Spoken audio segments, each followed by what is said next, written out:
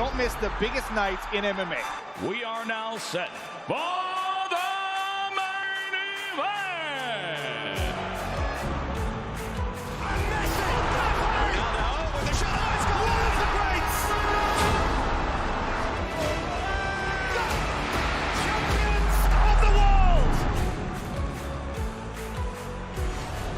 There's all to play for, which is so exciting. These teams have to come in here and give it their all.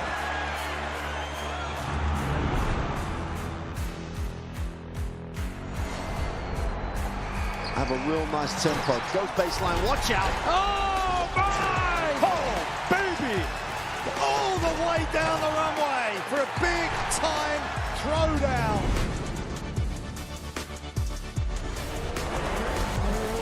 That's a lot of fans out there. Look at that. The drama keeps continuing, Teddy. This is just brilliant.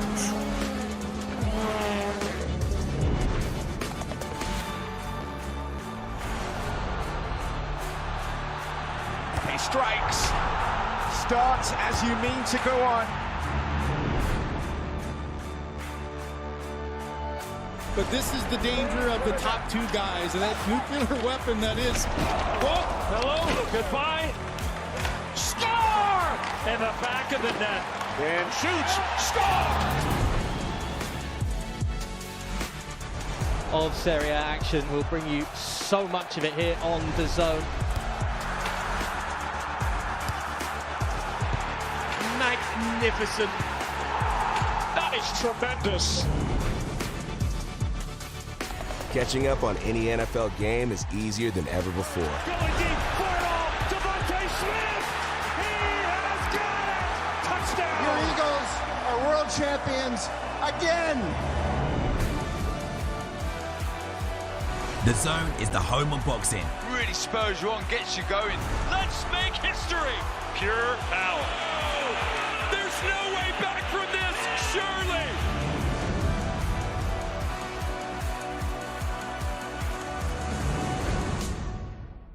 On May 8th, Get over here. summer begins with combat.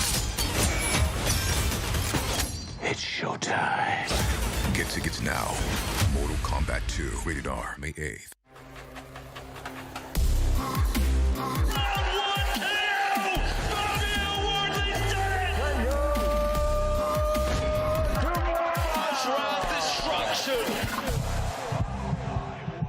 Obsession. If Nikki means this much to you, say, I think we should grab a drink sometime. I wouldn't wish Willow. I wish Nikki Freeman loved me more than anyone in the entire world. I love you so much. Is she okay? No.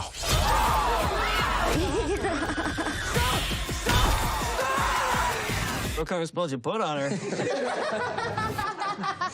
Rated R, only in theaters May 15th, with special engagements in Dolby.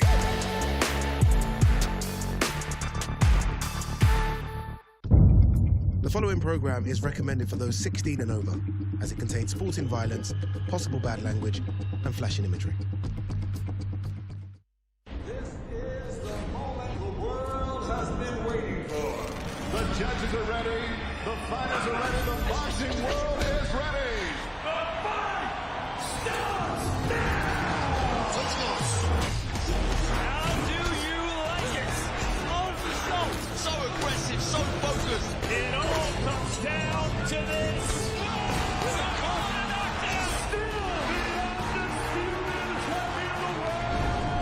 Weigh in live on DAZN.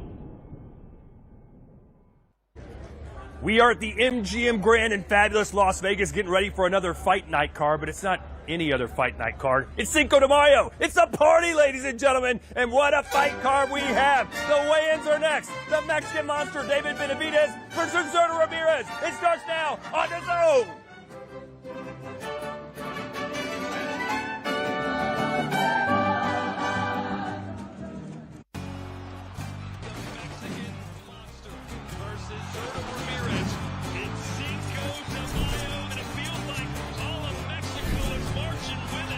WBO, WBA, unified champion, putting it all on the line. Here we go. Mexican monster. Welcome to Las Vegas, a place where the lights shine the brightest and the biggest of superstars come out to play.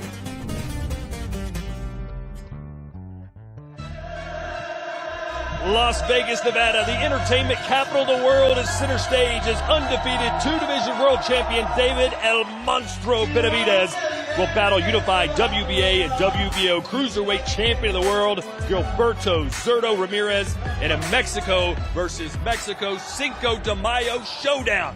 And with that, we welcome you to fabulous Las Vegas, or Sin City as Sergio refers to it. He's the Latin snake. That is Chris Mannix. Sergio, I'll start with you as our resident Mexican-American analyst. What does it mean for a Mexican to be fighting on Cinco de Mayo? Your resident Chicano. I prefer to be called Chicano, but it's an honorary date that everyone covets. The thing about Mexican holidays, Cinco de Mayo, the second week of September 16th, they're very special. I mean, these are the dates that Chavez and Oscar de la Hoya, Floyd Mayweather Jr., Canelo, and now the winner of this fight's going to take over. They get the big money, they get the fans, and the mayhem that comes with it. The music, the mariachi. I can't wait on Saturday night. Yeah, historically, the biggest star in boxing has fought on these Mexican holiday weekends. You go back to Oscar de la Hoya, fast forward to Floyd Mayweather. In recent years, it's been Canelo Alvarez, and Canelo has been clear he's not ready to give them up just yet. But this holiday, with Canelo in the twilight of his career, is up for grabs. You've got two guys here that have big fan bases, exciting styles, glossy records. They both have a chance to become the newest star that fights on this holiday. Benavidez, they call him the monster, and he's got that attitude of a monster. He wants to dominate everything. He told us he doesn't just want to be the face of Mexican boxing, he wants to be the face of boxing, period, Sergio. And he wants to do it on these dates. But the thing about being fortunate enough to have these dates, you have to have the power and the popularity. David Benavidez has been waiting in the wing to take that spot. He's earned that spot, and now he's here. He's in there with another monster and a champion in Zurdo Ramirez. But look, it's going to be speed versus size. Size is on Ramirez. It's going to be speed on Benavidez's part. I'm always going to favor speed. There's a reason that the Monstro, David Benavidez, is favored here tonight. I think for David Benavidez, this could be the start of a great run for him. He has been craving the big fights over the last few years.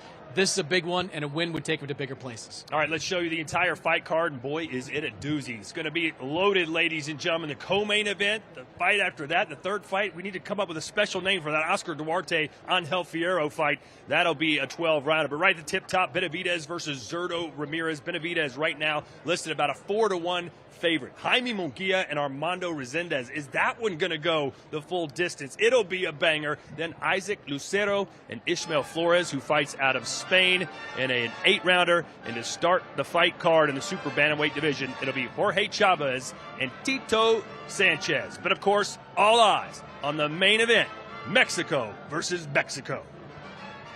Zurdo is going to be, one for the ages.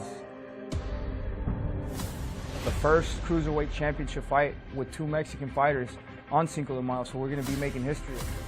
It's an honor for me to represent my country. Julio Cesar Chavez, Oscar de la Hoya, Marco Antonio Barrera. This date is basically saying that you're either the face of boxing or you're going to become the face of boxing. Yeah, the passing of the torch is can be a make or break for a fighter. Zurdo Ramirez is a great fighter, he's a great champion. He has a granite chin, and he can punch like a mule. Zurdo Ramirez now boxing him like a champion. The youngest 168-pound title holder in boxing history. Relentless. If I put it in one word, it's relentless. Great combinations, fast combinations, body shots. He just doesn't let you breathe. I don't feel like I'm underdog. I feel like I'm the champ. I'm expecting to go in there and give Zurdo Ramirez a beating. We wore this Saturday. This is what I want. I don't want no easy fights, and I want to go in there and I want to show the world who I am. So 2 cruiserweight titles on the line tomorrow night. And in a way, Benavidez is kind of mirroring what Zurdo Ramirez has done. Ramirez started 168, 175, now 200. He's 4-0 at that weight class, fighting now maybe better than ever. What do you expect from Benavidez at 200 pounds? Well, look, he wasn't a puncher at 175, but he relies on volume. He has long arms. Both these guys are only separated by half an inch in height and in reach, so the size is not really going to be an issue. It's going to be closing off that ring. Benavidez has been accustomed to closing down the ring against boxers. Caleb Plant, David Morrell, Demetrius Andrade. These are high-level, high IQ skilled boxers.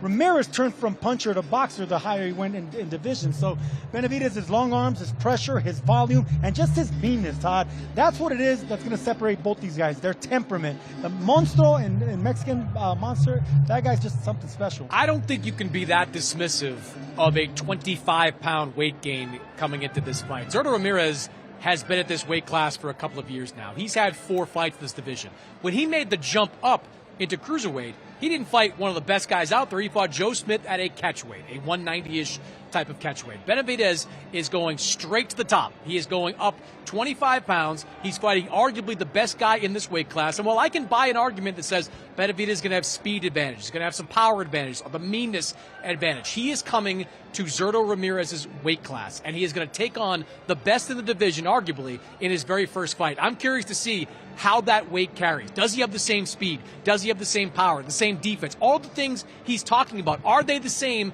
at 175, or 200 as they were at 175? On the way here to the MGM Grand Garden Arena, Sergio was stopped, 10, 15 times. Sergio, what do you think? If people want to you give owe me money? wanted to give you their predictions as well. Not a single person said Zurdo was going to win this fight. I feel like everybody is completely overlooking him. Do you feel that way? Look, the Mexican spirit's in there, and the Mexican fans know what they're watching. I mean, they're rabid fans, just like the British fans. They know what they're watching, and there's a reason that Benavidez is the favorite.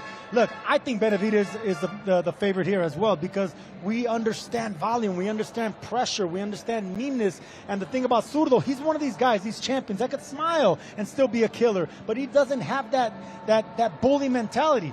Benavidez does. Mexicans love that bully mentality, that si se puede attitude of gonna track you down, I'm gonna beat you down, and then I'm gonna make you submit. And David Benavidez has that. I think Zurdo is being wildly disrespected going into this fight. I mean, Zurdo Ramirez has 1 loss in his career, and that was to a top 5 pound-for-pound guy in Dimitri Bivol. And he was beaten by Dimitri Bivol in ways that I don't think David Benavidez is going to beat him. Bivol beat him with footwork, with angles, using all the skills that he has in the light heavyweight division. David Benavidez is going to try to bully him, and maybe he can, but Zurdo's got some pop. Zurdo's got some skill. I think Zurdo in the ring is going to have the better footwork. So if David Benavidez, if all those attributes that made him great in these lower weight classes, if they don't come up, we know what Zurdo can do. He's beaten 3 top guys in the cruiserweight division, 2 champions and 1 ex-champion in Uniel Dorticos. He's the real deal at this weight class, and I think it's going to be a really competitive fight. Well, we were at that fight against Bivol, and Bivol was just too sophisticated, I think, for Zurdo to figure out. Benavidez is not sophisticated at all. You know exactly what he's going to do and how he's going to do it. Plus, Zurdo has that southpaw style. Sergio, it seems like there's a couple different ways for Zurdo to get this victory. He's going to have different ways. He's going to have to have a plan A, B, and C. I know that sounds cliche, but you can't outfight Benavidez. You're not going to outvalue him. So you're going to have to box and move. You're going to have to show him what David Morrell showed him, a little boxing here and there. You have to show him what other fighters fought on the inside. You have to do a lot. Ramirez has a little bit of everything, and he's going to have the size and the chin, the punch resistance to come with it. Look, the reason this is a special date is because these guys know how much is at stake.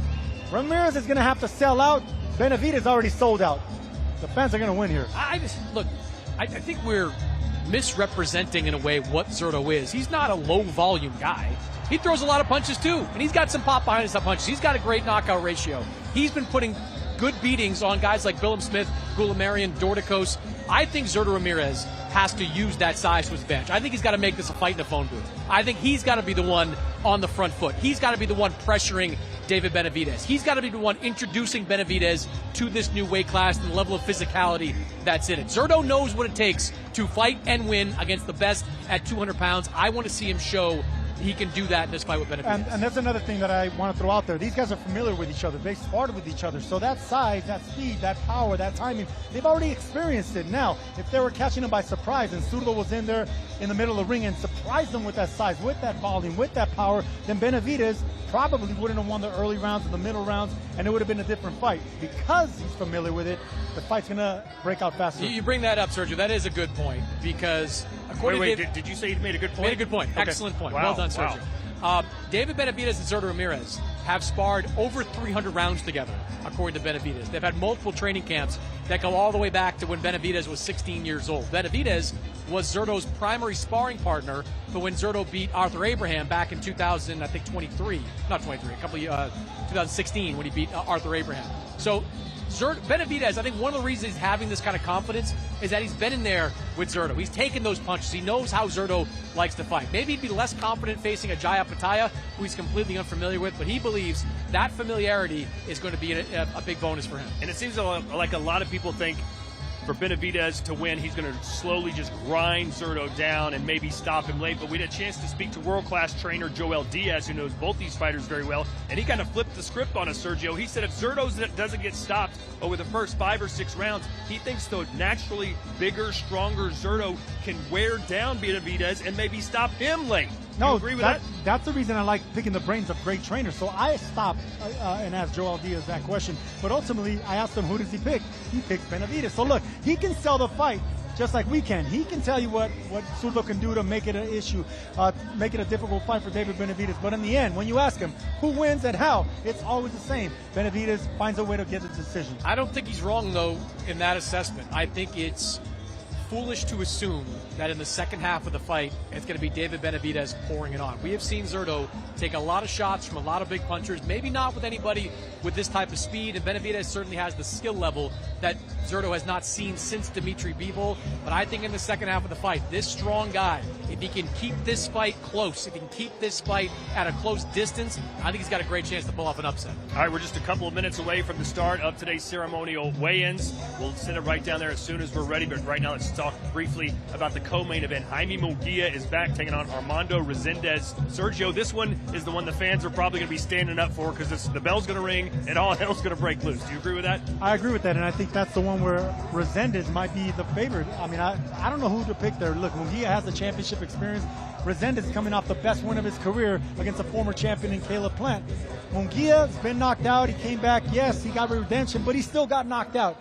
That chin, with 49 fights, he's aging in dog years, man. This is the thing about Munguia. He's been in war after war after war. Resendez is not a war-type fighter. He'll give you war, but he'll step back. He'll get angles. Resendez is a smarter fighter, but Munguia has the experience. That's going to be a good old Mexican standoff. Yeah, the question for me coming into this fight is, what does Jaime Munguia have left? To your point, like, he has been in a lot of fights over a lot of years. Chronologically, he is not an old fighter.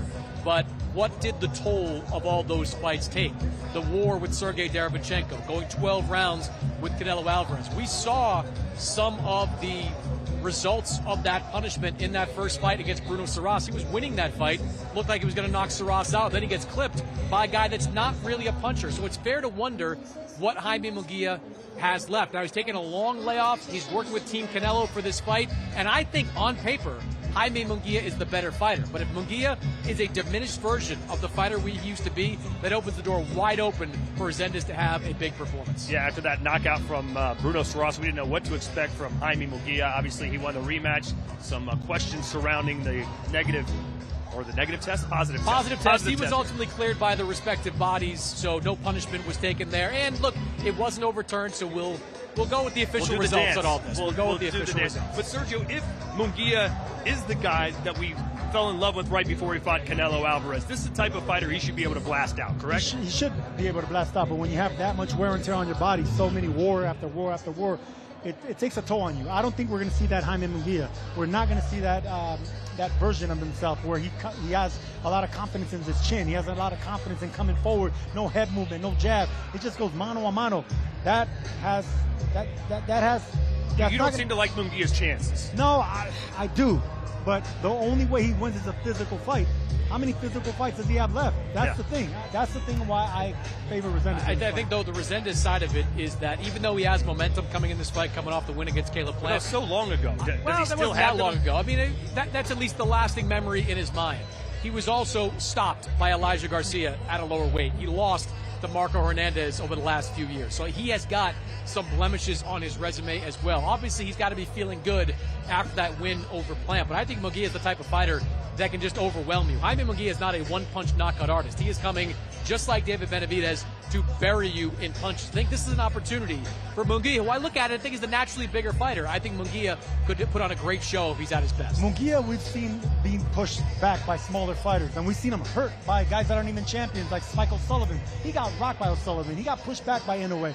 Resendiz is the real deal. He's a championship-level fighter that's just as big. He's naturally super middleweight.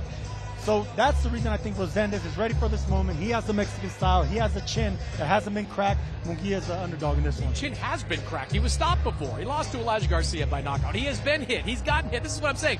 He's a very good fighter. But I think on paper, Jaime Munguia is a better fighter. The question to come back to is what version of Jaime Munguia are we going to get? It may come down to not how much you could dish out, but how much you could take. Who's got the better chin in our co-main event?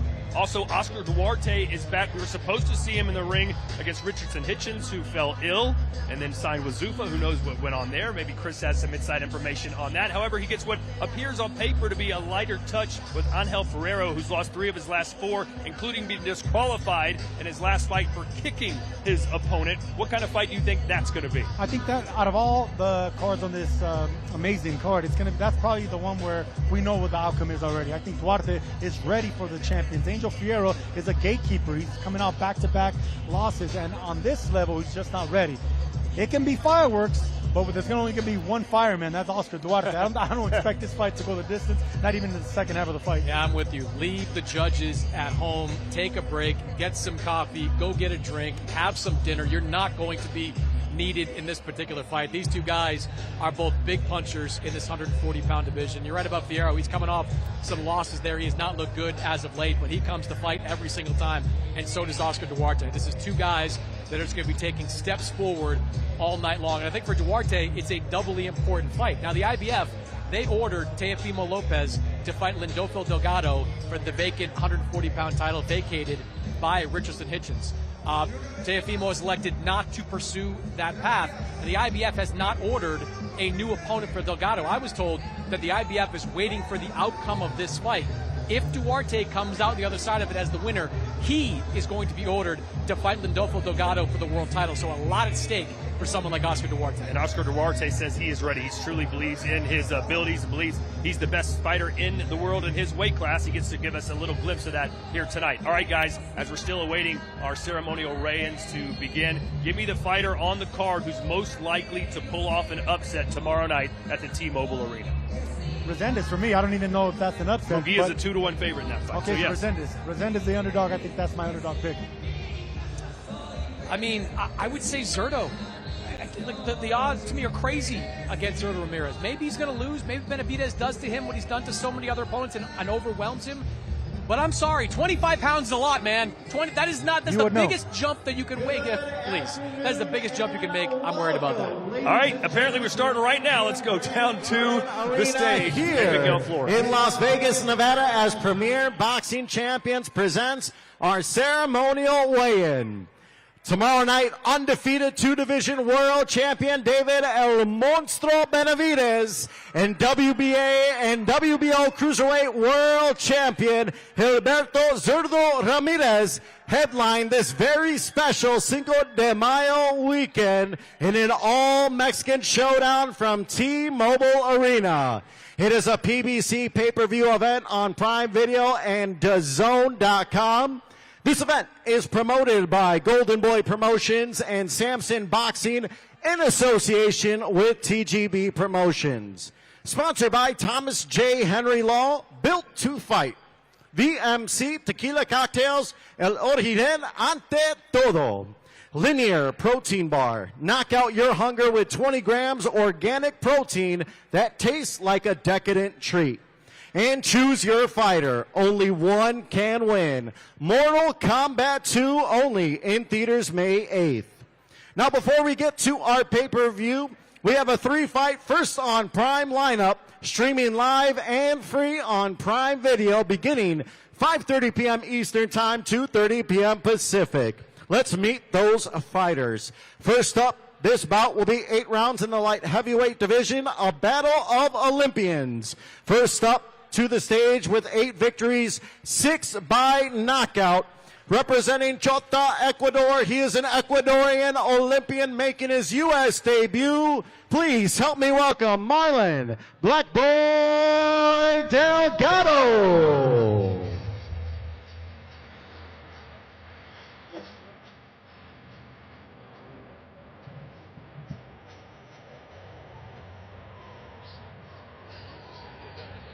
And now we welcome his opponent, coming into this bout undefeated, 14 victories, 10 by knockout. Representing Barranquilla, Colombia, he is a Colombian Olympian. Please help me welcome Juan Carrillo.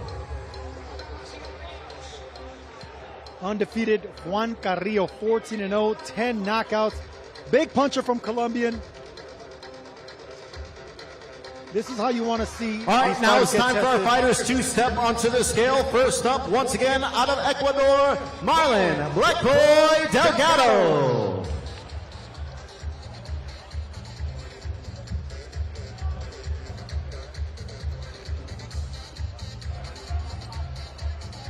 $177.6, 177.6 for Delgado.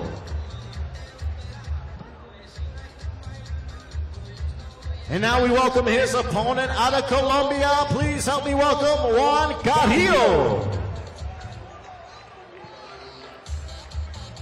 177.4, 177.4. Both men have made weight under the 178-pound weight contracted limit.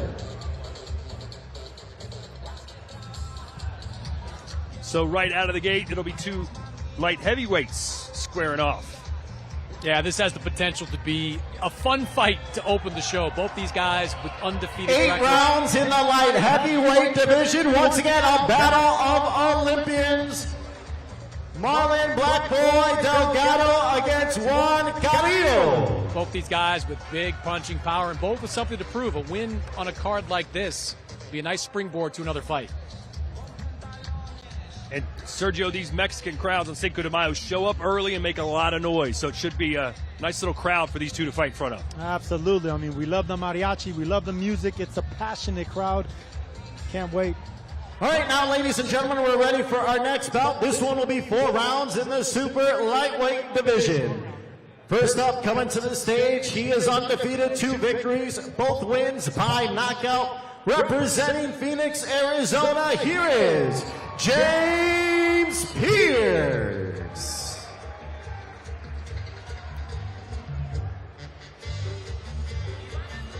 And now we welcome his opponent, also undefeated, 1 victory with 1 win by knockout, no defeats. Representing Las Vegas, Nevada, here is Dylan La Amenaza Capetillo.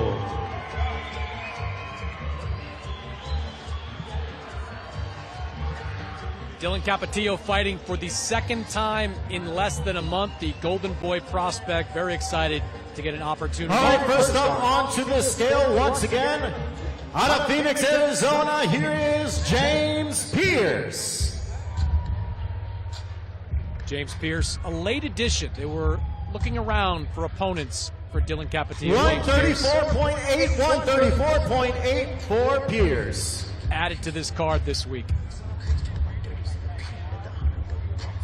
And now we welcome the talented prospect, Dylan La Amenaza Capetillo. 136.2, 136.2 for Capetillo. La Amenaza, the threat. Both these guys starting young in their career, 4-round fighters, undefeated. That 0 is very crucial to keep on your record, but someone's O has got to go. You know, Golden Boy is excited about Capetillo, and I'll give Golden Boy credit for this. They wind up finding 4 rounds in the super lightweight division. Some of them who turn to pretty big stars. James Pierce against Dylan La Amenaza Capetillo.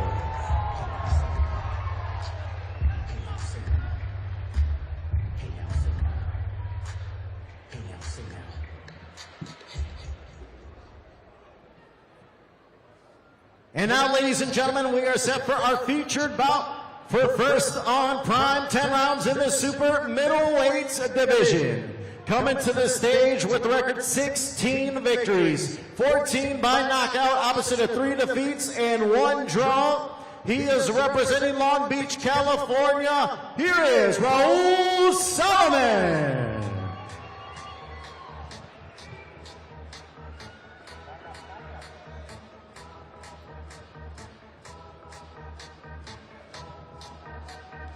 And now we welcome his opponent, coming in undefeated, 14 victories, 7 by knockout, representing Milwaukee, Wisconsin. He is the hard-hitting, talented super middleweight. Please help me welcome Daniel, the Iceman Blancas.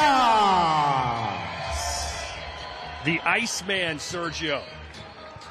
6'3" tall, long, strong, another big moment. And this is what you're talking about with undefeated fighters taking a big step, showing that they're ready for the next moment. Onto the scale once again out of Long Beach, Raul Solomon.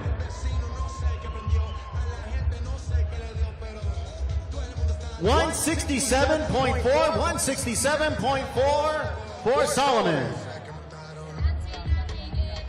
And now we welcome the undefeated Daniel, the Iceman Blancas.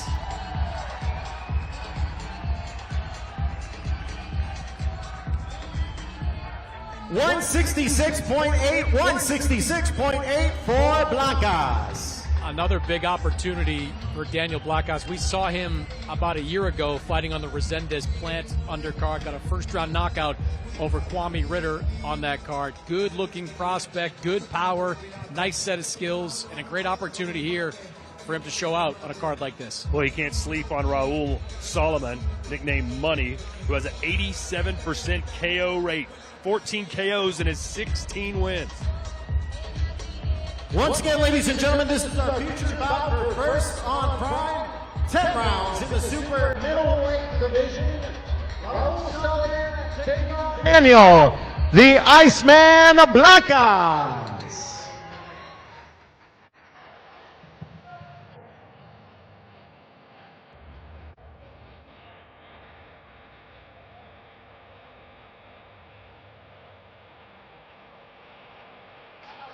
Those 3 bouts will be featured on First on Prime, and it all starts 5:30 p.m. Eastern Time, 2:30 p.m. Pacific. Now, I will turn things over to the legendary Jimmy Lennon Jr.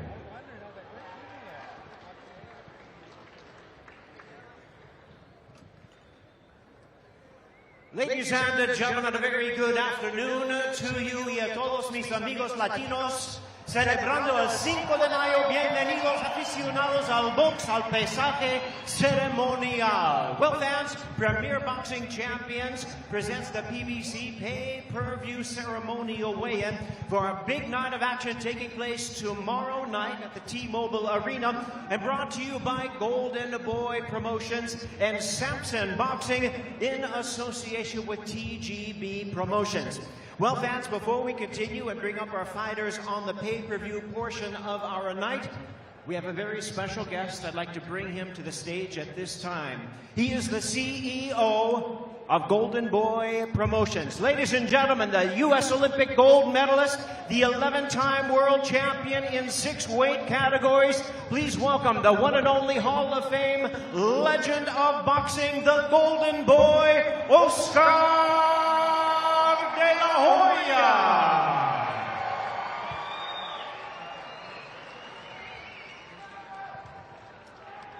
Ladies and gentlemen, I want to bring to your attention, let's talk a little bit about pay-per-view. It is available everywhere. Amazon Prime Video pay-per-view, DAZN pay-per-view, and all traditional satellite and cable services. You can get this fight on pay-per-view anywhere you are, so enjoy it. It's a great all-Mexican showdown here coming up tomorrow night. Well, our opening pay-per-view attraction features middleweights in action in a showdown. Let's bring them to the stage at this time. First, from Campo Grande, Argentina, please welcome the man seeking his 8th straight win. Please welcome Ismael El Terrible Flores.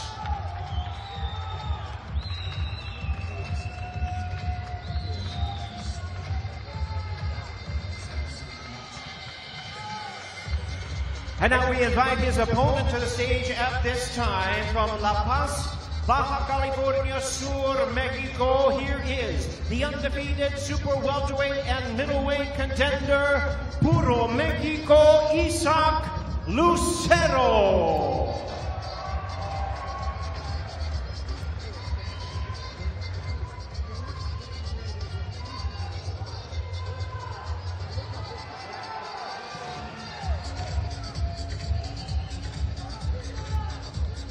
All right, it's time to bring our fighters to the scale at this time. The official contracted weight for this fight is 157 pounds. It is for the WBA, Continental America, and the Latino WBO Championship. First to the scale, his record is 17 wins, 1 loss, 1 draw, with 12 big wins coming by way of knockout. He is making his U.S. debut. Please welcome the battle-ready Ismael El Terrible Flores. Chris, this is a sneaky good matchup early on the card. Yeah, 155.2 pounds, 155.2.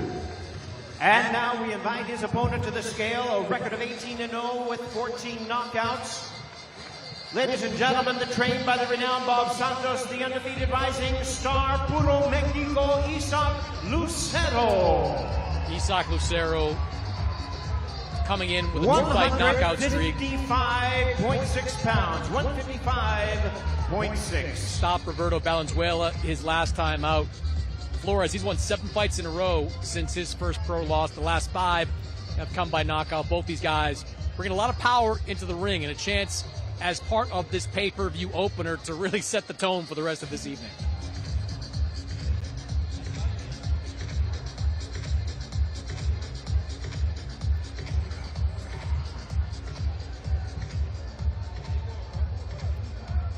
Lucero meeting a very hungry Flores, youth power and pressure colliding in this one to kick off the main card tomorrow night, T-Mobile Arena.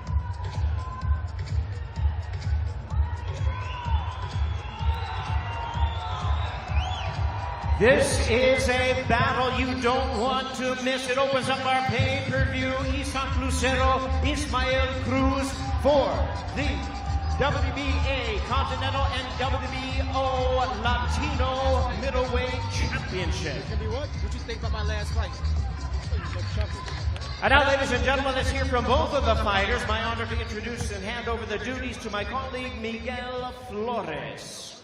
Ismael, you are making your U.S. debut here. How do you make sure this one is a successful one? Bueno, vas a tener tu debut acá en Estados Unidos. ¿Cómo te vas a asegurar de que sea un debut exitoso? Será un debut, pero no será la última. Voy a salir con todo, voy a salir a ganar, es lo que he venido a hacer y seguramente me verán muchísimas más veces aquí. It's going to be the first, but I assure you, it's not going to be the last time. You're going to see me out there, you're going to see me win, and I'm here to stay. You're going to see me plenty more times. All right, ladies and gentlemen, give it up for Ismael Flores. And now, I'll bring over Isaac. Isaac, you have had a tremendous start to your career, 18-0. What type of statement are you looking to make tomorrow night? Qué lindo comienzo de tu carrera, ¿no? 18 victorias, ninguna derrota. ¿Qué mensaje querés enviar este sábado? Sí, ha sido un trabajo largo, una carrera muy larga. Estoy muy contento. Este sábado, mañana vamos a salir con todo, vamos a salir con la victoria y vamos a demostrarle al mundo que merecemos una oportunidad. Well, it's been a long journey. I've loved every minute of it. And this Saturday night, not only am I going to win, I'm going to show the world that I deserve the opportunity that I crave. Ladies and gentlemen, give it up one more time for Isaac Puro Mexico Lucero.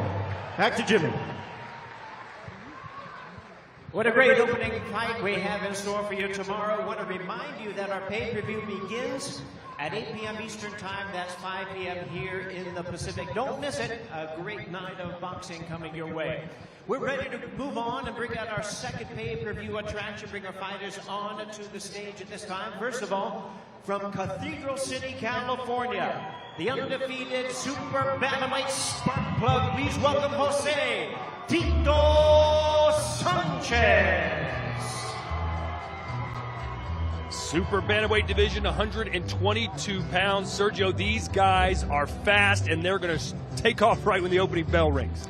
And that's exactly what you want to see with the smaller weight divisions. We want volume, we want pressure. And whenever you have that zero, that 15-0 zero, you're going to want to keep it by any means necessary. Nice puncher, boxer puncher, and Jose Tito Sanchez, another excellent matchup. Rising star known as El Niño Dorado, Jorge Chavez.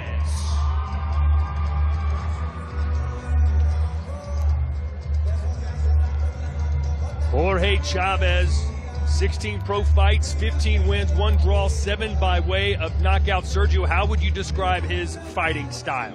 I think he's an excellent boxer puncher, redeemed his only blemish on his career against Manuel Gucci Flores, in which he got a draw. But anytime you see a fighter come back after the draw and get the unanimous decision, that's when you know he's a good and he learned from that experience. Fighters onto the scale at this time. The weight limit on this fight is 122 pounds. It is for the WBA Continental Super Bantamweight Championship.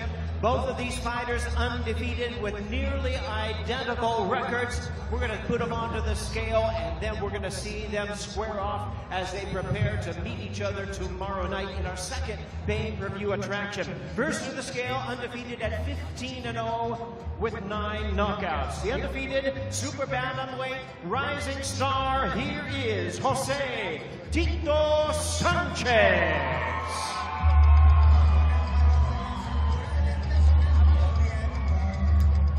Sanchez weighs in at 121.2 pounds. 121.2 for Tito Sanchez. And now his opponent, his record 15 wins, no losses, 1 draw, with 8 wins coming by way of knockout. Please welcome the undefeated Super Bantamweight rising star, Jorge El Niño Dorado Chavez. Chavez weighs in right at the super bantamweight limit of 122 pounds. All right, Sergio, give us your prediction. Who's going to win this between 2 unbeaten young fighters? I'm going to edge it out to Jorge Chavez. I think I like what I saw in his last fight, how he was able to, capitalize on, coming up short in the rematch. But excellent boxer puncher, throws the right punches, good footwork, doesn't smother his work. I really like his future. And it's got to be a big thrill for them to be fighting on this holiday on the undercard of Ramirez versus There they are, Benavidez. ladies and gentlemen. El Niño Dorado, Jorge Chavez versus Jose Tito Sanchez. A battle of undefeated rising stars in the super bantamweight division.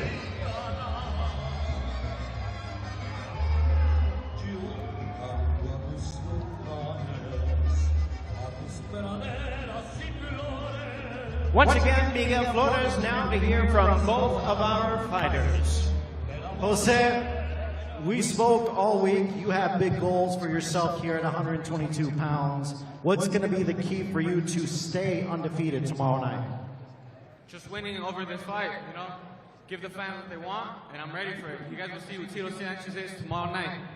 Ladies and gentlemen, give it up for Jose Tito Sanchez. And now welcome Jorge Chavez. Jorge, you are obviously taking on Sanchez in a very tough fight. We saw you saying a few words to Jose. What were you telling him? I just said I've been waiting a long time for this. We fought in the amateurs when we were both 18, and he took that by split decision. And ever since then, I've been having nightmares. Every day I wake up and I do what I gotta do to prepare for this moment. I knew we would face off sooner or later. This is the second guy I face out of Coachella, so let's do it. All right, ladies and gentlemen, give it up one more time for El Niño, Jorge Chavez. Well, we're just about ready to bring up our next pay-per-view attraction, and we also want to let you know that there are some tickets available at ASX.com. What a way to celebrate Cinco de Mayo in the fight capital of the world. There's nothing like it. Hope you can join us live because it's a great event coming your way. And at this time, we are ready to move on for our next pay-per-view attraction. Please welcome the fighters as they make their way to the stage. First of all, ladies and gentlemen, from Tijuana, Baja California, Mexico, the all-action world contender. Please welcome Angel Tashiro Fierro. Fierro, loser of 3 of his last 4, but said this week, I know I'm a big underdog. I haven't been fighting well lately, but I'll give you my blood, my sweat, my everything. I'm here to spoil the party and steal the show.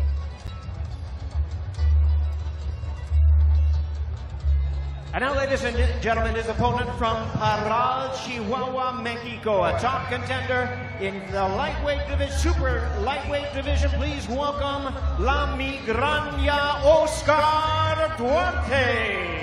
So here comes Duarte, a big favorite here, Chris, but much more on the line for him than just another win. Yeah, a lot on the line. Oscar Duarte is next up to fight for the vacant IBF 140-pound title. If he wins, I'm told the IBF will order Duarte to fight Lindolfo Delgado for the belt that was vacated by Richardson Hitchens. Sergio, if Fierro brings his best, his very best performance, can he win this fight? No. I think Oscar Duarte is just on another level. What Fierro can do is make it messy and bloody and bring a Mexican style, but can he pull out the win? Odds are against him. 140 pounds. This is for the WBC Silver and NABO Super Lightweight Championship. First, with a record of 23 wins, 4 losses, and 2 draws, he's the all-action world contender. Once again, please welcome Angel Tashiro Fierro.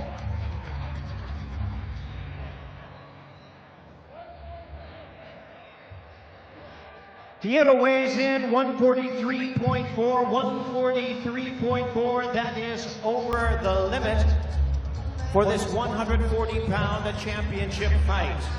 And now his opponent, ladies and gentlemen, with a record of 30 wins, 2 losses, and 1 draw. 23 knockouts. He's a world contender in the super lightweight division. Here is the hard-hitting Oscar La Migraña Duarte. Oscar Duarte weighs in at 139.8 pounds, 139.8. Fierro missing weight, Chris. What do you make of that? 3.5 pounds. That's not missing weight. That's blowing by the weight. But I can tell you, after the experience that Oscar Duarte had last time out with Richardson Hitchens, I don't think there's any weight that Fierro was going to come in and Oscar Duarte wasn't going to say yes. But Sergio, that's a big number to miss weight by. That's a big number. The thing about Angel Fierro, he has 6 blemishes in his career. Anytime he steps up, he falls short, and he's stepping up here against Duarte. He could be the heavier man, he could be the bigger man, but he's not going to be the favorite against a man that got the show stolen from him. In a championship fight against Hitchens, you can bet he's going to want to make a statement against Fierro. You think he missed weight on purpose or just a lack of discipline? I think on purpose. He wants every advantage. Absolutely. For the WBC Silver and NABO Super Lightweight titles. Oscar La Migraña Duarte versus Angel Tashiro Fierro. 3.5 pounds. Whenever I hear something over 2 pounds, that tells me a guy didn't train properly. That tells me a guy Once again, maybe let's isn't hear taking from this both fight as of our seriously as he fighters. should. Miguel Flores, it's all you. Angel, you obviously missed weight. First off, what happened and how will that affect tomorrow night? Bueno, ¿qué pasó con el peso y cómo te afectará mañana por la noche? Bueno, primero que nada pido una disculpa al público, a Oscar Duarte, a su equipo. Hicimos todo lo posible para llegar a la 140. El cuerpo no me respondió, pasamos todos los pesajes de tiempo atrás. Pero digo, estamos listos para pelear, gracias a Dios se va a dar la pelea. Venimos a dar una guerra como cada vez que me subo al ring, y yo sé que no puedo llevarme los cintos, pero yo seguro que me voy a llevar la victoria y voy a limpiar todo. Well, I want to apologize, first of all, to you, the fans, to Team Duarte, to Oscar himself. I did everything I could to try to make way, but the body just wouldn't allow me. I passed all the preliminary weigh-ins, but this time it wasn't meant to be. But regardless, tomorrow I'm going to go out there, try to put on a show for you guys. It's going to be a war. You're not going to want to miss it. And I'm going to go for it all regardless of what happens. Ladies and gentlemen, get up one more time for Angel Tashiro Quiero. Welcome in over Oscar. Obviously, you have dealt with adversity early on here in 2026, and then obviously Quiero missing weight. First off, what are your thoughts on that, and does this change anything for you tomorrow night? Bueno, Oscar, no estás teniendo suerte este año, una vez más sobreponiéndote a la adversidad. ¿Qué te genera el hecho de que Fierro se haya perdido el peso y que la pelea ahora sea este sábado por la noche sin lo que iba a pasar? Oh, pues yo estoy bien contento, mira a toda la gente que viene a apoyarnos. Esto es lo que a mí me motiva y pues estoy listo, hice una gran preparación, ya llevo 2 preparaciones que se me juntaron en esta pelea y me siento listo, entrené muy fuerte, vengo bien preparado y listo para darle a toda mi gente que está aquí una gran pelea y pues ya empezamos con la mano, con el pie derecho como decimos, porque ya vencimos el primer rival, la báscula, cumplí con el peso y vengo listo para, como les digo, para darles una gran pelea. Look, there is no time to feel down because look at everyone here. How am I not going to feel excited? I'm pumped. So thank you so much for being here, supporting me, and I promise you that tomorrow night you're going to see a spectacle. I'm going to go out there, fight for you, win, and I truly believe that I started with the right foot. 2 straight training camps. I feel great, and I'm going to show it all out there for you guys. Thank you very much. Ladies and gentlemen, give it up one more time for Oscar Duarte. I tell you, Fierro could have come in looking like the Mexican Stay Puft Marshmallow Man, and I think Oscar Duarte was going to Our find pay-per-view commences tomorrow at 8 p.m. Eastern Time. That's 5 p.m. here, the Pacific Time. And it's at the T-Mobile Arena. If you want tickets, ASX.com is where to get it. And you can join us live. And once again, pay-per-view is available just everywhere. Available at Prime Video, pay-per-view, DAZN pay-per-view, and all traditional satellite and cable services. Well, ladies and gentlemen, Premier Boxing Champions continues with our weigh-in from here, the MGM Grand Garden Arena in Las Vegas. We now present the first of our world title attractions. It is brought to you by TGB Promotions, Warriors Boxing, and Zanfer Boxing, and sponsored by Thomas J. Henry Law. Built to fight, and by VMC Tequila Cocktails, El Origen Ante Todo. Now we invite to the stage, ladies and gentlemen, first from Tijuana, Baja California, Mexico, the challenger, the former WBO junior middleweight champion of the world, Jaime Munguia.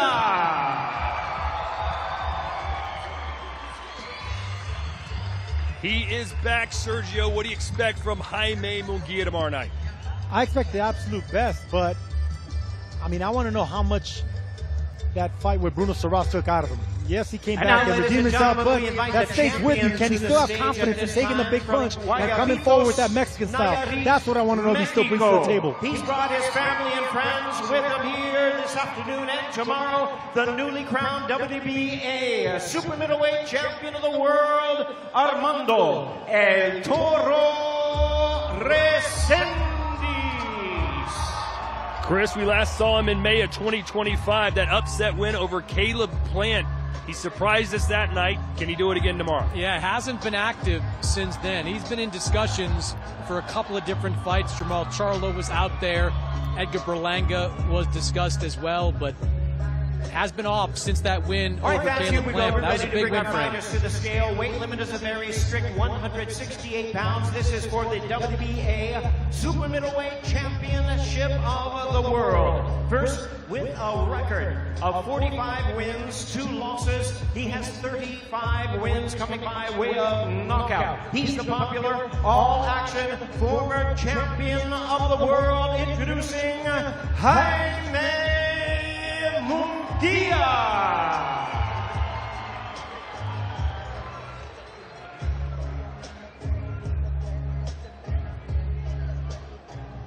Boy, he looks good, huh? 167.4 pounds, 167.4. Yeah, we've seen Jaime Munguia at multiple And now, weight ladies classes. and gentlemen, his Crazy to think he could make 154 all those years. Very big guy. He'll be making the first defense of his title. Please welcome the reigning and the defending WBA Super Middleweight Champion of the World, Armando El Toro Resendiz.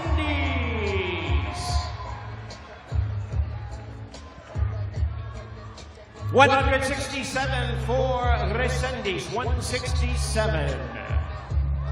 So, Chris, quickly explain how he's the world champion and why this is a title fight. Well, Armando Resendiz won the interim version of the belt last May against Caleb Plant. When Terrence Crawford retired, those belts became vacated. He was elevated to the top spot, and now he's the full champion. So great opportunity for him to defend here, but an even bigger opportunity perhaps for Jaime Munguia to prove that he is still on the world level. But a tough couple of years for him. Had the loss to Canelo Alvarez. Are getting dressed and ready to face off, reminding you this is stoppage loss to Bruno Saras. Had the positive test after the rematch to Saras, was eventually cleared of that. But now here he is with a chance to fight for a full world title at 168 pounds. And the question I have coming in is Jaime Munguia the high-level guy we thought he was coming up from 160 to 168 running through these weight classes? Or have these wars taken their toll on him? This is going to be maybe the best fight of the night, your co-main event.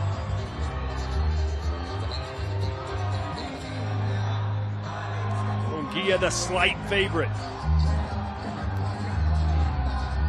Jaime Munguia has been the focus, but we are only 3 fights removed from Armando Resendiz getting knocked out by Elijah Garcia. 2021, he lost to Marcos Hernandez, but so he's got a lot to prove coming into this fight as well. I do think it's going to be physical. I think it's explosive, and I think either way, we're going to see this fight end in a knockout.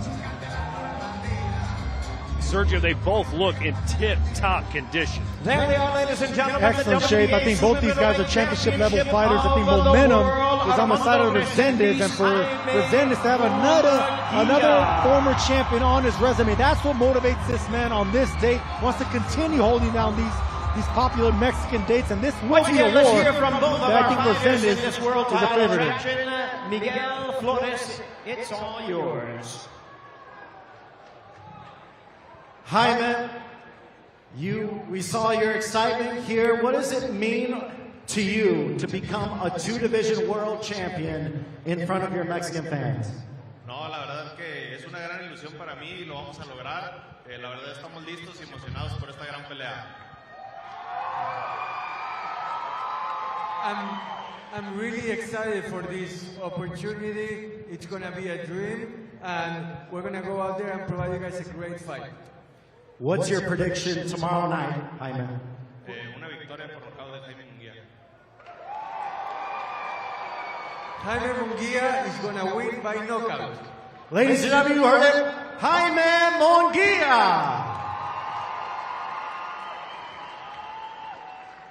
And now we'll go over to the champ, Armando. This is your first defense of that WBA super middleweight crown. What is it going to take from you to leave with the belt tomorrow night? ¿Qué es lo que vas a tener que hacer mañana para retener el cinturón y enorgullecer a tu ciudad? Hacer mi trabajo, hacer las cosas bien, obedecer mi esquina, darlo todo arriba del ring y luchar por mi familia. All I have to do is do my best, give it my all, listen to my corner, and fight for my family. We asked Munguia what he predicts. He predicts a knockout.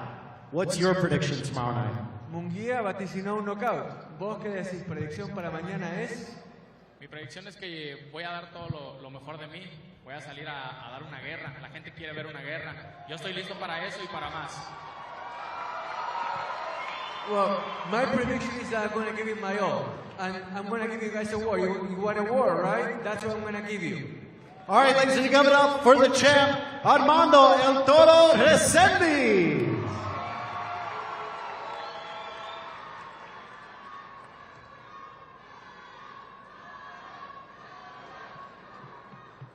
Ladies and gentlemen, from the MGM Grand Garden Arena here in Las Vegas, Nevada, Premier Boxing Champion is ready to present the weigh-in for the featured bout of the evening, brought to you by Samson Boxing and Golden Boy Promotions, and sponsored by Linear Protein Bar. Knock out your hunger with 20 grams of protein that tastes like a decadent treat. And by DraftKings Sportsbook, ahora en español, the crown is yours. And by MK2, choose your fighter, only one can win. Mortal Kombat 2, only in theaters, and that is on May the 8th. Well, fans, let's bring our fighters to the stage at this time. First of all, the defending world champion from Mazatlan, Sinaloa, Mexico. He's the two-division world champion and the current unified WBA and WBO cruiserweight champion of the world. Please welcome Humberto Zurdo Ramirez. You know, Sergio, we were talking about Zurdo maybe being disrespected. When was the last time you saw the unified champion introduced first and come in second on that poster? Yeah, that goes to show you that there's politics and popularity involved here, because normally, as the champion, that should be your stage. And you should be in that second. Before we bring the challenger to the stage, my pleasure to introduce to you, now to assist us in escorting the challenger to the stage, please welcome the National High School Mariachi Champions, the Las Vegas High School Mariachi Band, introducing Hoya.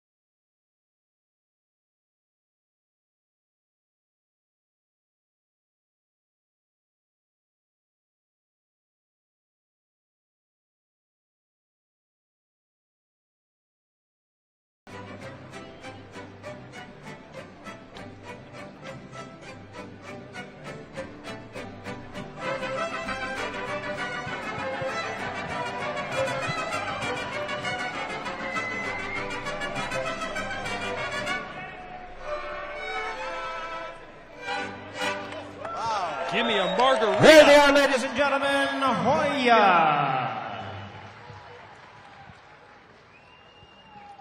And now, ladies and gentlemen, making his way to the ring is the challenger from Phoenix, Arizona, the two-division world champion, the current unified WBC and WBA light heavyweight champion of the world, El Monstruo Mexicano, David Benavidez. The monster, famously given that name by Mike Tyson. Sergio, it is very on point and appropriate.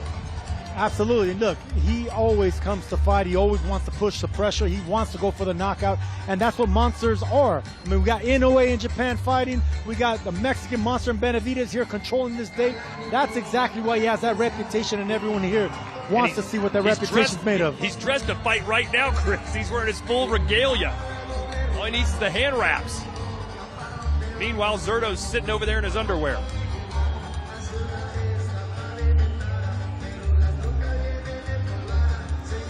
All right, fans, here we go. We're ready to bring our fighters to the scale for the WBA and WBO Cruiserweight Championship of the World. Weight limit on this fight is 200 pounds even. First, we invite the champion to the scale with a record of 48 wins and 1 loss. He has 30 wins coming by way of knockout. He is the reigning and defending WBO and WBA Cruiserweight Champion of the World, Gilberto Zurdo Ramirez.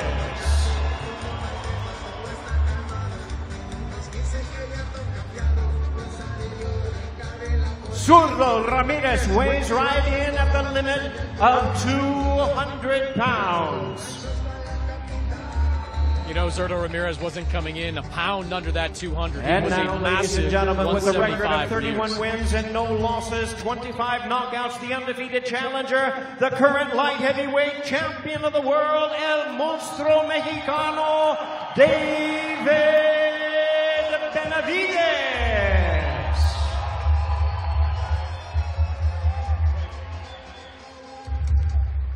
David Benavidez weighs in at 196.8 pounds. 196.8 pounds for the challenger, David Benavidez. A lot of belts on the stage right now, but don't get it twisted. The champion as of now, the unified cruiserweight champion, is on the right of your screen. That's Zurdo Ramirez. He has been a little disrespected and overlooked this week. Can he make David Benavidez pay? And you can see the size advantage goes towards Zurdo Ramirez. These two guys, Total respect between these two fighters, but they are ready to go to war. Gilberto Ramirez, Zurdo Ramirez versus David Benavidez, El Monstruo Mexicano. 12 rounds of boxing for the unified WBA and WBO Cruiserweight Championship of the World.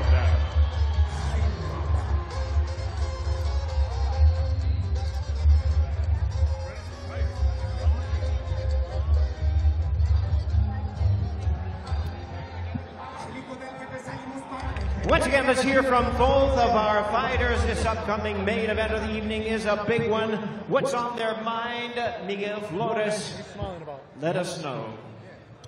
Gilberto, I'll let you put on your t-shirt. You are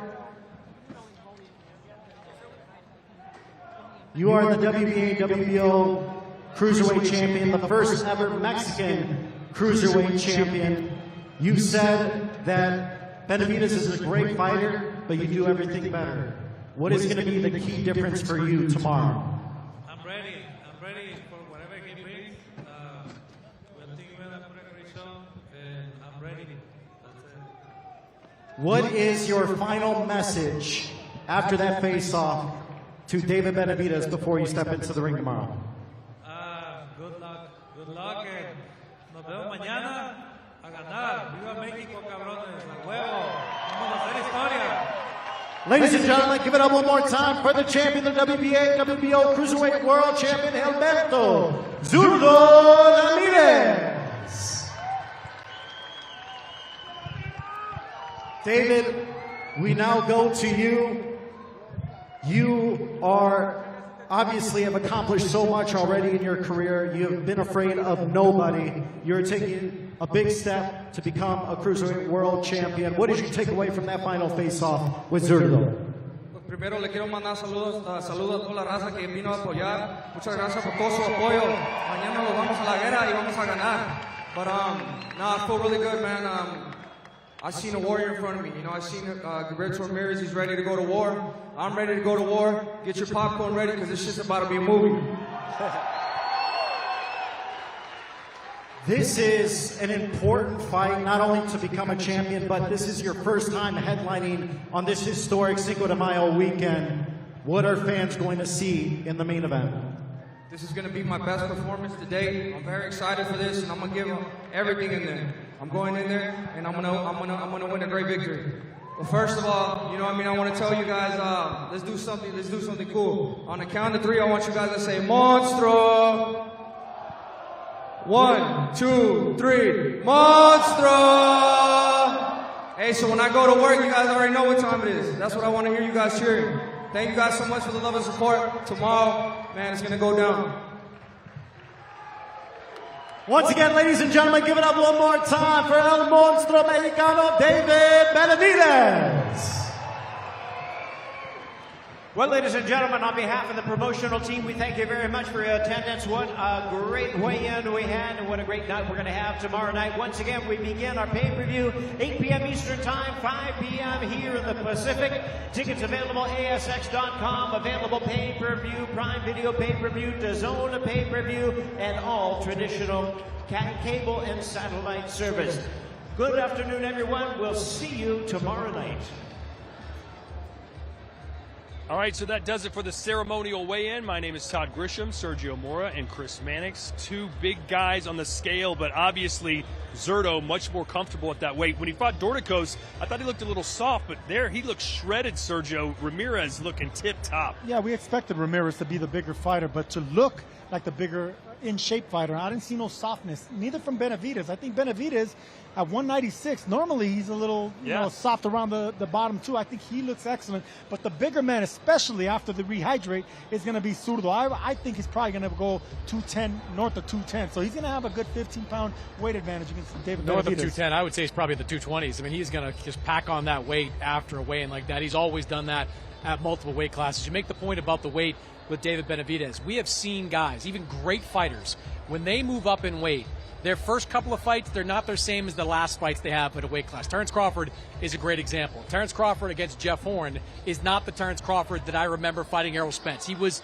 at his very best at welterweight at the very end. I don't doubt the talent of David Benavidez, but 25 pounds is a lot of weight. And Gilberto Ramirez has been at this weight now for 5 fights. He's had 5 camps going into this fight. He is comfortable at this cruiserweight division. We'll see if David Benavidez makes the adjustment quickly. And an interesting note, we mentioned it during while it was happening, but the champion coming out first, Sergio. Sometimes when it's champion versus champion, there's that argument in who gets top billing.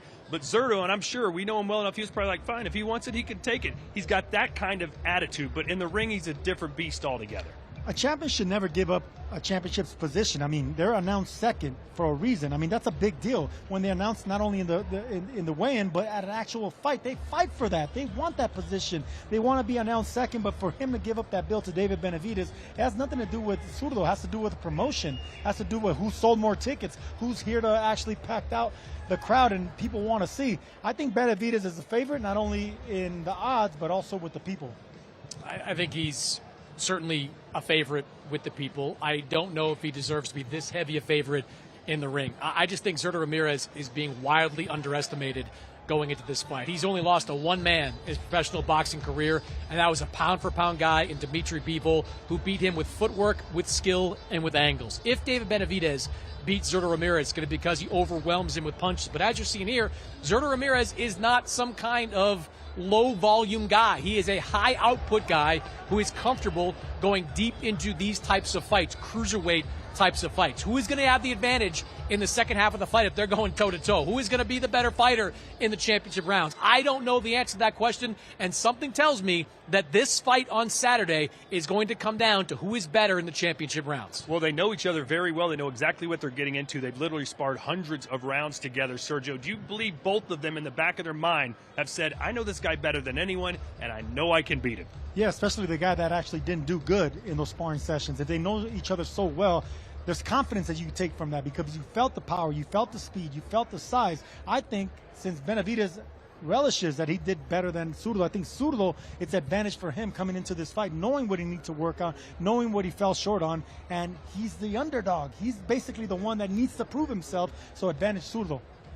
This Saturday, not only do we have Benavidez versus Ramirez, I call this boxing nirvana. Sergio, I want you to get up, call me. We're going to watch Inoue Nakatani together live from Tokyo, Japan. Then we move to England, Walker versus Sam Eggington. And then the nightcap, Benavidez versus Zurdo. Chris, quickly, Inoue Nakatani, what's going to happen from the Tokyo Dome? I think it's going to be an incredible fight. I can tell you that much. I was talking to some people out there about tickets and can get a couple for somebody I might know out there. Like, no shot. Every ticket in that Tokyo Dome is going to be sold out. 55,000 fans out there for the biggest fight in Japanese boxing history. And I'm not sure which way it's going to go. Inoue is the more natural 122-pounder, but he looked like he might have lost a little off his fastball last year when he went 4-0. A couple of those fights went to a decision. Nakatani, the naturally bigger guy, at least the taller guy, he's shown a lot of power at 118 pounds, but he didn't look that great against Sebastian Hernandez his last time out. He barely avoided a draw in that fight. One round goes the other way, and he would have gotten a draw. This fight, I think, can go either way. I think they're going to be blasting away at each other early on. I think it's going to be a tremendous fight over in Tokyo. It's going to be from Tokyo, from Las Vegas, a monster ball. And look, that's what happens when the best fight the best. Sometimes you don't look your best because you're fighting someone equally as talented as you. We're going to see that Saturday night. All right, some other news coming your way out of Las Vegas. We found out that Canelo Alvarez will be fighting in September, and we now know his opponent, Chris. Yeah, Christian Mbili, who has been the front runner to land the Canelo fight all along. He is close to finalizing a deal for that fight. They've been negotiating for some time now. Christian Mbili was one of those guys who got elevated after Terrence Crawford decided to retire. He had the interim version of the title. Had that draw against Lester Martinez on the undercard of Canelo against Crawford, but he is a fun, front-footed, offensive-oriented fighter. And if Canelo Alvarez has anything left in the tank after taking almost a year off, well, we're going to see, I think, a pretty good fight over in Saudi Arabia. It's going to be fun and dangerous, and I can't believe that Canelo, at this stage of his career, still wants that smoke against someone that's a natural super middleweight, a lot stronger, similar in height and stature, but there's only going to be one real power-punching super middleweight, and that's going to be Mbili. But hats off to the Mexican. Canelo continues to surprise us. Everybody's I would have dangerous fought at Lester 168. Martinez. He doesn't have a title. He doesn't have a title. Well, then I would have fought somebody equal there. Who? Lester Martinez. He has no title. Canelo's not fighting a guy with no title. Yeah, but he's still got a draw with Mbili. He doesn't have a title, though. This is all. Canelo wants to get that title. He is chasing. I don't know why he's still chasing belts, since that doesn't affect his legacy one bit. But he wants to fight a world champion. I thought maybe there was an outside chance if Armando Resendez beat Jaime Munguia that Canelo would take that fight, because obviously it would be a new opponent. It would be a different storyline because he would have beaten a stablemate of Canelo Alvarez. But this Mbili fight has been cooking for some time now. He has been the front runner all along, and now, according to reports, he is likely going to be that opponent. Yeah, that's expected in September. But first things first, this summer we've learned that Anthony Joshua will return to the ring, but not against the opponent we were hoping. He's supposed to fight Tyson Fury in the fourth quarter of this year. But first things first, another underwhelming matchup. I'm sure Sergio would agree with that. Christian Prengya, the undefeated, or once defeated, I should say, heavyweight, fighting mostly out of New Jersey these days. Look, Prengya is not a great opponent. He has got a glossy record, 20 wins, 20 of them coming by knockout, but he is there to put on a show before the fight and go down during the fight. But the reality is, guys, I don't have any issue whatsoever with Anthony Joshua taking this fight. This guy, outside of the fight against Jake Paul, he has not fought since September of 2024. He is coming off a horrific car accident, took the lives of two of his friends, and cost him something physically. He is now working with Team Alexander Usyk, his first time working with them as his primary cornerman. He needs a fight to get used to all this. He needs a fight to shake off some of that rust. And the bottom line is, we are going to get Fury against Joshua. They signed on to face each other before the end of this year. Once AJ gets through Prengya, then he's got a chance to go out and fight Tyson Fury. Agreed. All right, 2 weeks from today, we will be, or 2 weeks from tomorrow, we'll be back on the road as DAZN brings you World Championship Boxing from Norfolk, Virginia. Our first top-ranked card as Keyshawn Davis meets Nair Albright in a heated rematch. Davis originally beat Albright by majority decision in 2023, but that result was later ruled a no contest. Since then, tensions have only escalated with the pair involved in a post-fight altercation last June following Albright's win over Davis's brother Kelvin. Should be an explosive top-ranked debut May 16th in Norfolk. I'm telling you, he's really a rookie. Honestly, I'm going to show it straight like that. Albright is not a slouch. We're going to see if Wu has some tricks. Keyshawn Davis showed exactly why he is considered a blue chip prospect. That fight against Nair Albright changed to a no contest. It could be a brother warfare. Now I was fighting Keyshawn. Kelvin was like talking crazy. Now I get a chance to fight him. His name Wu, he going down in 2. Now Keyshawn is a cheerleader for his brother Kelvin. Oh, there it is. Stuns the Davis family in the back. All hell broke loose. Keyshawn, you gotta run it back with me in the ring.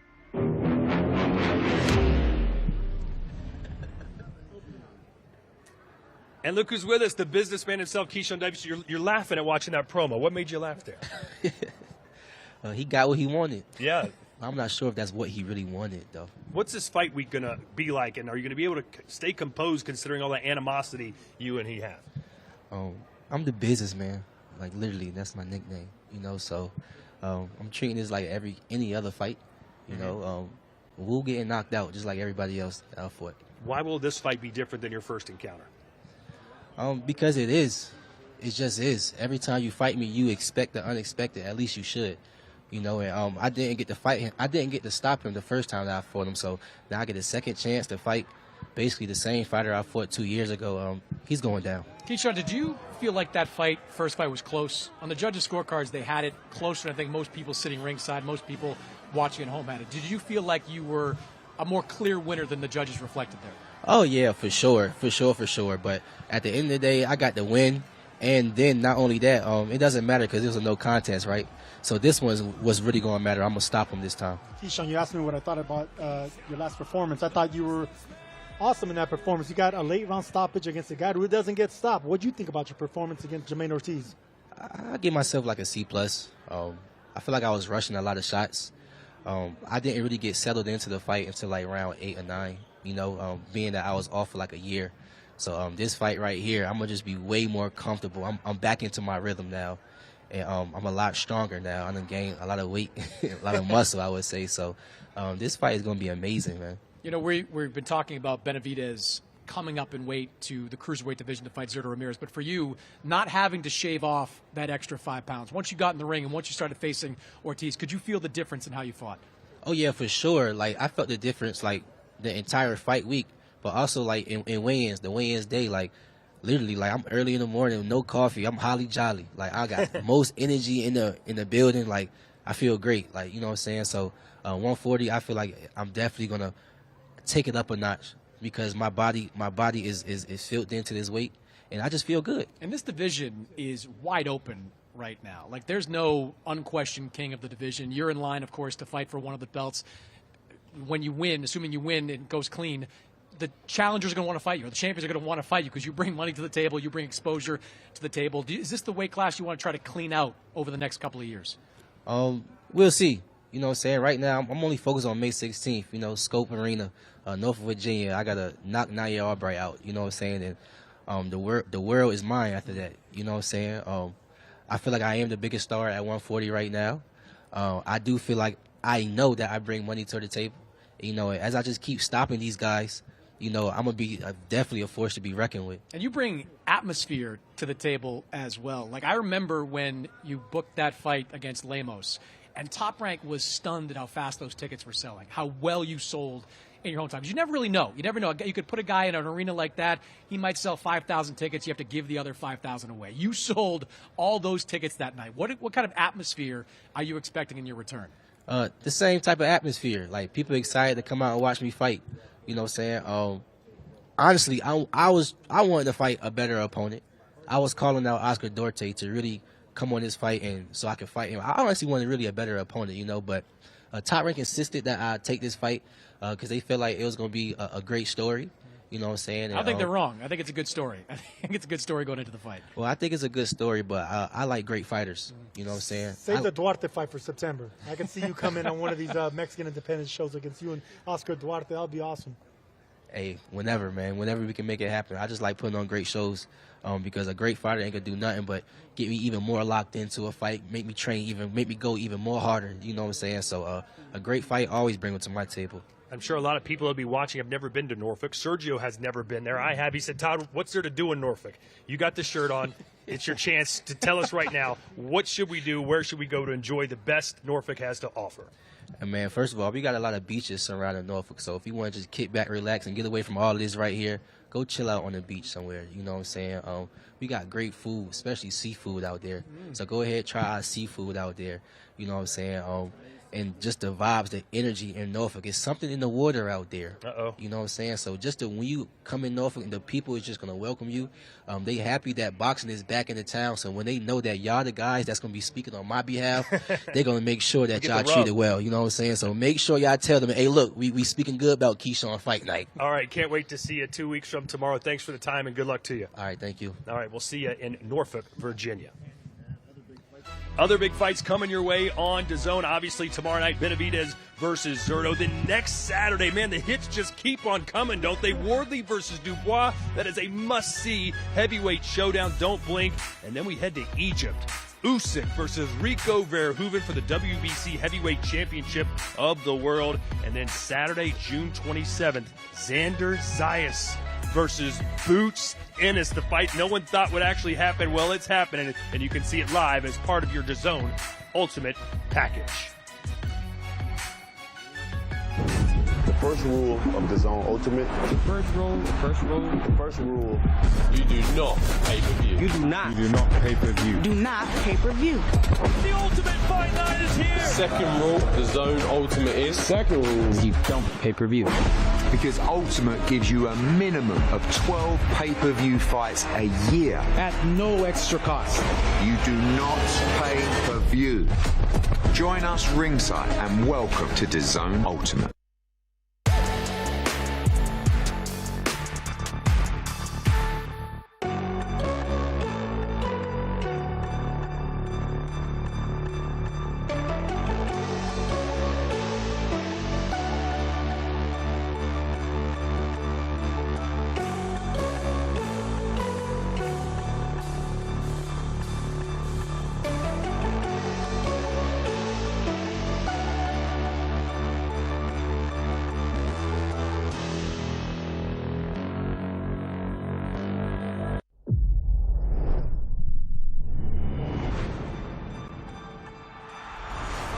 Don't miss the biggest nights in MMA.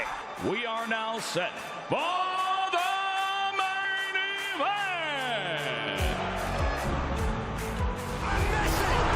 Ronaldo with a shot. Let's go. One of the greats. Champions of the world. There's all to play for, which is so exciting. These teams have to come in here and give it their all.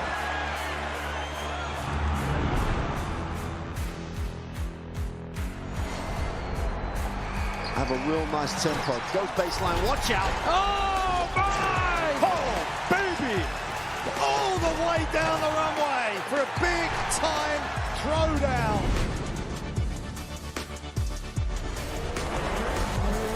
Well, that's a lot of fans out there. Look at that. The drama keeps continuing, Jenny. This is just brilliant.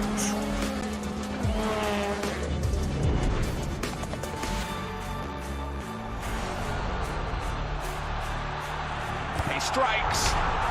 Starts as you mean to go on. But this is the danger of the top two guys, and that nuclear weapon that is. Whoa, hello, goodbye. Score! In the back of the net. And shoots. Score!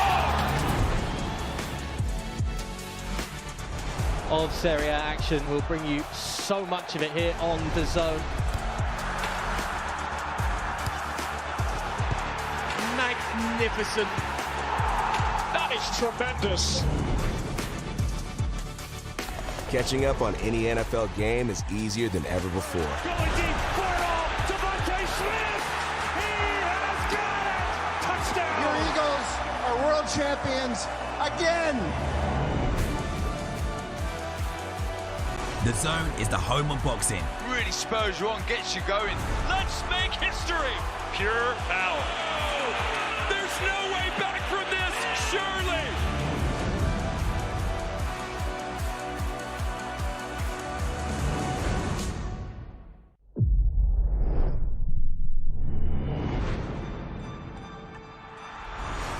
Don't miss the biggest nights in MMA. We are now set for the main event.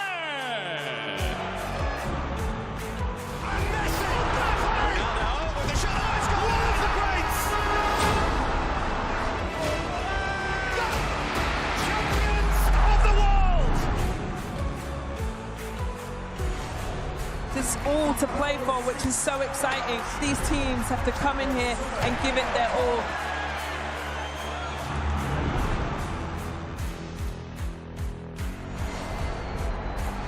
Have a real nice tempo. Goes baseline. Watch out. Oh, my! Oh, baby!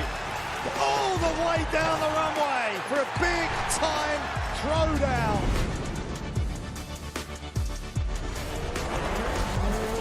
That's a lot of fans out there. Look at that. The drama keeps continuing, Jenny. This is just brilliant.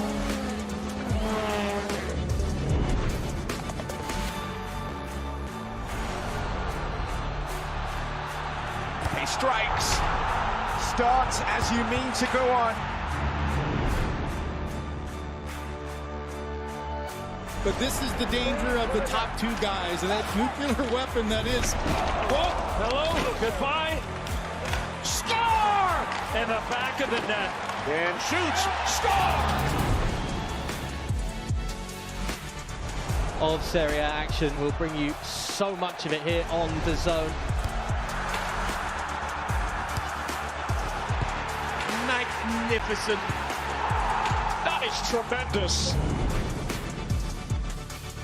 Catching up on any NFL game is easier than ever before. Going deep for it all. Devontae Smith. He has got it. Touchdown. Your Eagles are world champions again. DAZN is the home of boxing. Really spurs you on, gets you going. Let's make history. Pure power. Oh, there's no way back from this, surely.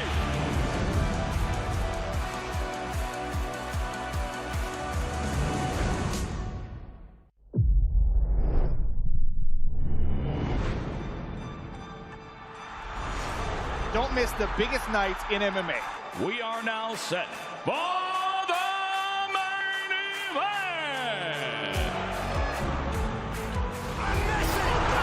Ronaldo with the shot. Oh, it's gone. One of the greats. Champions of the world. There's all to play for, which is so exciting. These teams have to come in here and give it their all.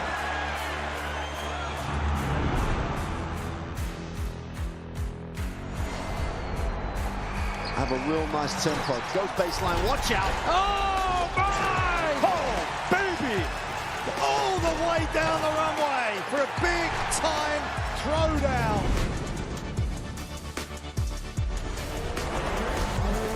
That's a lot of fans out there. Look at that. The drama keeps continuing, Jenny. This is just brilliant.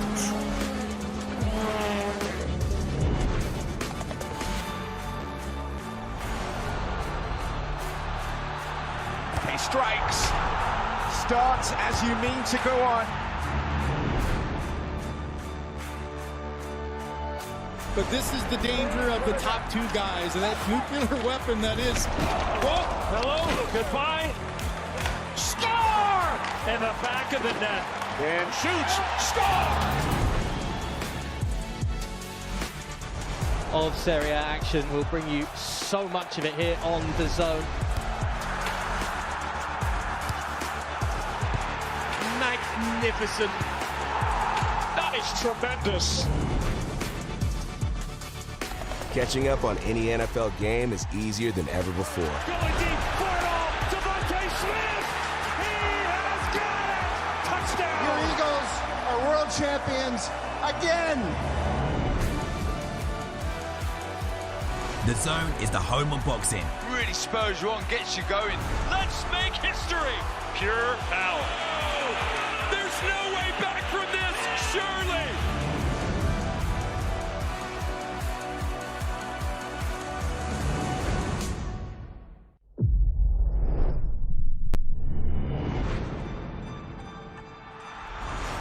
Don't miss the biggest nights in MMA. We are now set. Ball!